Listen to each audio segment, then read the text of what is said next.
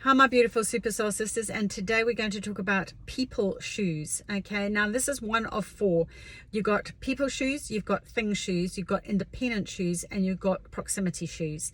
So they do mix and match between those, those two sets as well. So I'll touch on that as well.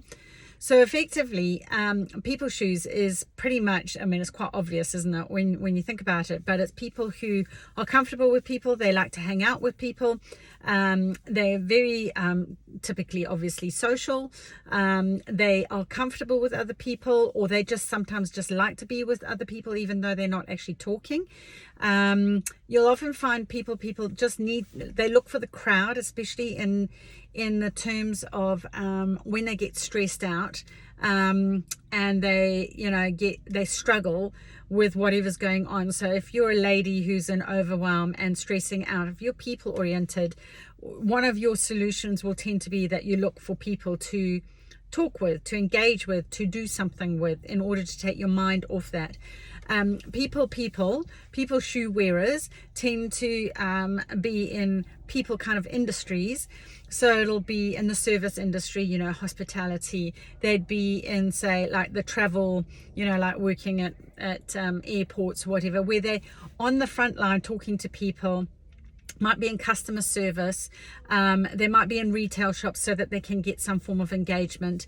And then after that, after they've done their work day, they'll then go and socialize, and they'll, quite often do, things together. It'll be like where they can see more people with lots of people. So they might be big into travel.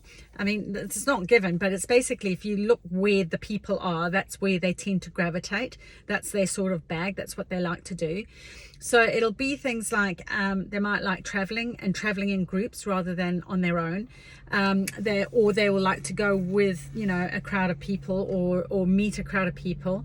Their social engagements tend to involve social environments, like, say, it's a barbecue, or going out to a nightclub, or going to a restaurant with a group of people, or it would be like they might be in committees and sort of organizations where it's for the people, by the people, for the people. Quite often they can overlap quite a bit with that Enneagram number 2. So if you are haven't gone and listened to that, you might want to have a wee listen to the Enneagram 2 type, because they're often those ones that they're the people pleasers. And this is one of the things with people shoe wearers, is that they often can have a tendency to overgive, because they're so busy trying to engage the more people they know, the more network they are, it's kind of, it gives them a sense of stability and safety and security. And they'll be the ones where they could in some senses have thousands of followers, or whatever the case might be, because in a way, what's popping up for me in Zimbabwe and South Africa, one of the signs of a powerful and well-to-do African in the tribal sense of the word, is where they have lots of cows, a big herd that follows. And it's like, when they get married, they go and they meet with the parents and of the wife to be, and then they say, well, how many, for your dowry, for the present, what do we get? Now, I'm not saying that it's how many cows you collect, but it's kind of like that whole thing of the bigger the herd, the richer you are. That's the analogy I'm trying to draw from that. And it's that whole thing of, like, there's safety in numbers. You get a buzz out of people, and look, the complete opposite as well. Like, so it's very hard. Like, people shoe wearers really would have struggled during the pandemic, because they were forced to be isolated, and that social connection anyway is something that we all need, irrespective of whether you're people oriented or not. We do need that kind of level of human interaction. So that disconnect could destabilize a people oriented person more than say, for example, the other types, which is the thing and the independence. So whilst some people might be really comfortable in their own sort of space, people tend to not be. They find it harder to do those mindful based kind of meditations quite often, because unless they're doing it with a group of people.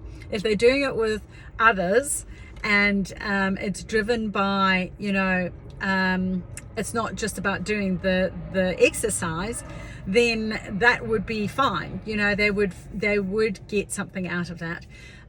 So it's just interesting. It's like they're very good in teams, and it's sports and playing the game and doing together, and anything that's got lots of people, crowds of people. They're quite comfortable in cities, depending on where you've been brought up as well. That does, your personal space thing kicks in, doesn't it? But they're quite comfortable in big cities because there's lots of people and there's a safety feeling about that.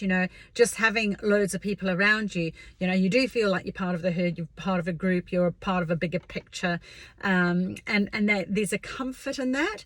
So people oriented shoe wearers are very they're delightful because they tend to be quite easygoing as a rule. Not always, but it does depend on your Enneagram number, of course. But they tend to be more gregarious and open, and dare I say, another thing that you might look at is the external frame of reference. I think I've covered that, and if I haven't, I will do a video on that, where the opinions of others matters to them. So they need validation from external sources quite often as people oriented. Not always, but quite often there is a genetic predisposition to that, simply because they're looking out and they're needing that validation from outside of themselves with the people. And so the more the merrier, and if there's less, then what does that mean about me? So if you're people oriented, just be aware of that there's nothing wrong with it. It's just that, I'm aware that I'm not getting the validation that I want to get. There's that whole thing of what do we call it? Where there's a need for you to get the validation in order to feel complete or whole. But when you get clear that it's like, it's actually just a them thing, and they are a different type to me. They might be thing, and they might be independent thing. So they're just operating on a different software system to you. It's got nothing to do with you. It's not personal at all. And it's like that whole Enneagram, numbers thing. If you come up against an 8 who's thing and I'll explain all of this thing, thing shoe wearers and independent shoe wearers, you're really not going to understand them at all, and they're not going to make an effort at all, because that's not their bag, that's not their map of the world, and their shoes are completely different to yours. So this is the beauty of all of this stuff, is that you can get to a point where you go, do you know what? That's got nothing to do with me. I'm not even going to get upset about that. So that is such a bonus about learning all of these things. It's like, what shoes do you wear? Why do you wear them? Why is it not working with that person? And then you can mitigate the impact that originally you couldn't, because you were unaware, you see.